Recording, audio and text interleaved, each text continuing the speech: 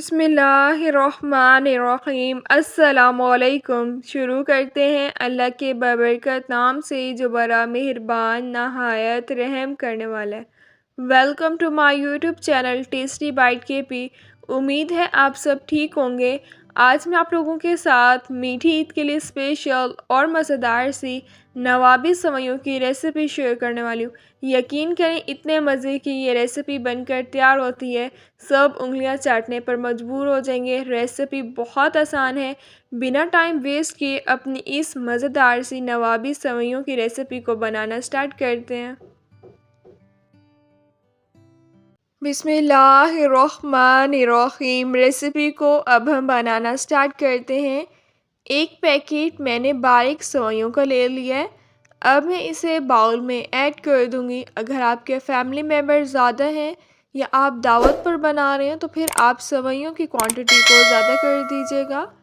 सेवइयों को अब हम तोड़ लेंगे। मीठी ईद के लिए स्पेशल और मज़ेदार सी आज मैं आप लोगों के साथ नवाबी सेवइयों की रेसिपी शेयर करने वाली हूँ।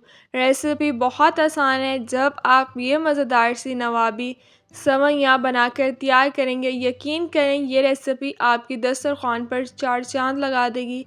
सबको ये रेसिपी बहुत ही ज़्यादा पसंद आएगी। सेवइयों को जो है मैंने तोड़ लिया है। अब मैं इसमें 3 टीस्पून पाउडर शुगर ऐड कर दूंगी। आपने इसमें पाउडर शुगर का ही यूज़ करना है। शुगर जो है हम इसमें कम ऐड करेंगे क्योंकि हम कस्टर्ड भी बनाकर तैयार करेंगे।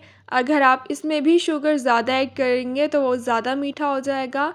6 से 7 मिनट अब हम इसे अच्छी तरह से मिक्स कर लेंगे। रेसिपी को बिल्कुल भी स्किप मत कीजिएगा, फुल एंड तक वॉच कीजिएगा ताकि आप भी जब रेसिपी बनाकर तैयार करें तो आपकी रेसिपी इससे भी ज़्यादा मज़ेदार सी बनकर तैयार हो। इसको जो है मैंने अच्छी तरह से मिक्स कर लिया है। रेसिपी बहुत आसान है, इसे बनाना बिल्कुल भी मुश्किल नहीं है। पैन में अब मैं 3 टीस्पून कुकिंग ऑयल ऐड कर दूंगी। अगर आपने देसी घी का यूज़ करना है तो आप उसका भी यूज़ कर सकते हैं। अब हम इसमें सेवइयाँ ऐड कर देंगे। सारी की सारी ही आपने इसमें सेवइयाँ ऐड कर देनी है।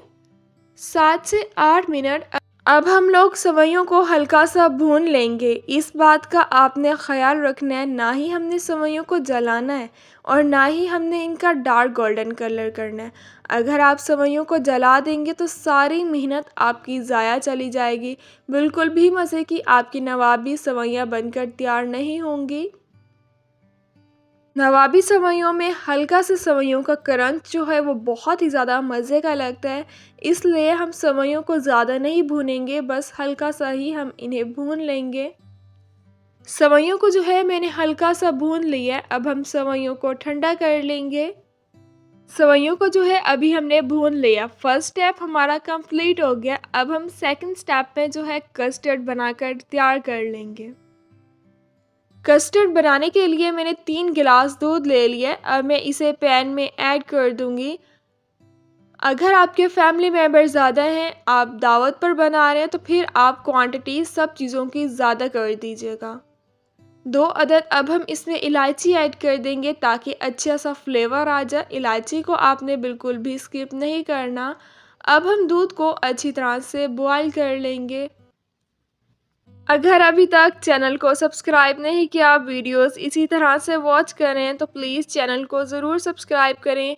चैनल को सब्सक्राइब करना बिल्कुल फ्री है। बेल के आइकन को भी आपने प्रेस ज़रूर करना है ताकि आप लोगों को मेरी हर न्यू आने वाली वीडियो का नोटिफिकेशन मिल जाए और आप लोगों से मेरी कोई भी वीडियोस मिस ना हो। वीडियोस को लाइक भी किया करें और अपने फैमिली मेम्बर्स के साथ ज़रूर शेयर किया करें। दूध अच्छी तरह से बॉयल हो गया है। अब मैंने इसमें 8 टीस्पून शुगर ऐड कर दिया है। शुगर आप अपने टेस्ट के अकॉर्डिंग कम या ज़्यादा भी ऐड कर सकते हैं। 7 से 8 मिनट अब हम इसे मिक्स कर लेंगे ताकि दूध में शुगर अच्छी तरह से डिज़ोल्व हो जाए।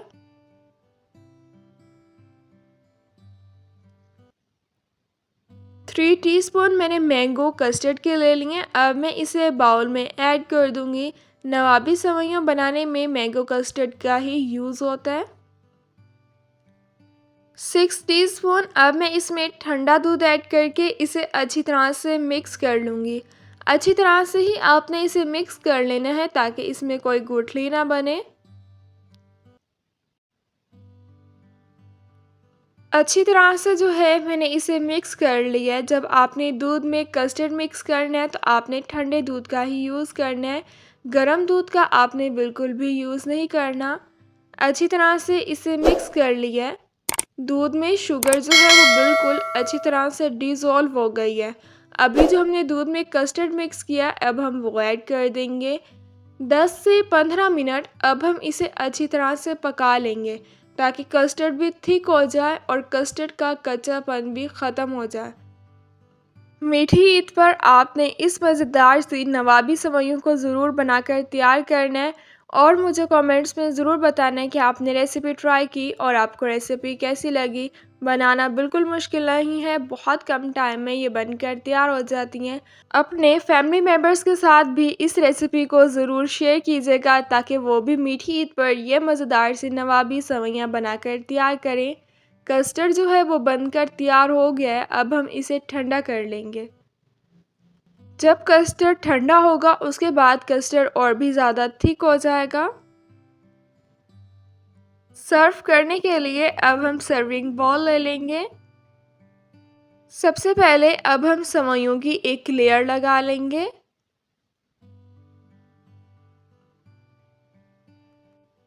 रेसिपी को आपने बिल्कुल भी स्किप नहीं करना, फुल एंड तक वॉच करना है ताकि आप भी जब रेसिपी बनाकर तैयार करें तो आपकी रेसिपी इससे भी ज़्यादा मज़ेदार सी बनकर तैयार हो। सेवइयों को अब हम अच्छी तरह से सेट कर लेंगे। सेवइयों को जो है मैंने अच्छी तरह से सेट कर लिया है। हल्का सा इसे प्रेस करना है ताकि ये अच्छी तरह से सेट हो जाए।